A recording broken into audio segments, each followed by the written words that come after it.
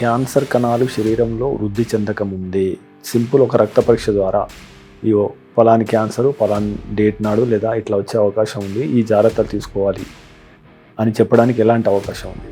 ఇప్పుడు నాకు thyroid cancer 6 సంవత్సరాల తర్వాత వస్తుందని చెప్పింది అనుకో, కుడి థైరాయిడ్లో వస్తుంది, ఎడం థైరాయిడ్ వస్తుంది చెప్పండి. అంటే లిక్విడ్ బయాప్సీలో రిస్క్ని తెలుసుకోవచ్చు.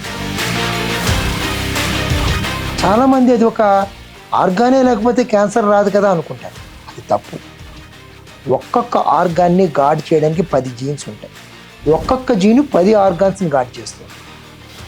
అప్పుడు ఒక జీన్లో తేడా ఉంటే 10 ఆర్గాన్స్ తీస్తే మనిషి బతకలేడు కదా సార్. ఒక మాట చెప్పాలంటే ప్రతి మనిషికి ప్రతిరోజు 1,00,000 క్యాన్సర్ కణాలు తయారవుతాయి. మీకు నాకు కూడా అది ఎందుకు వస్తుంది అని డౌట్ రావచ్చు.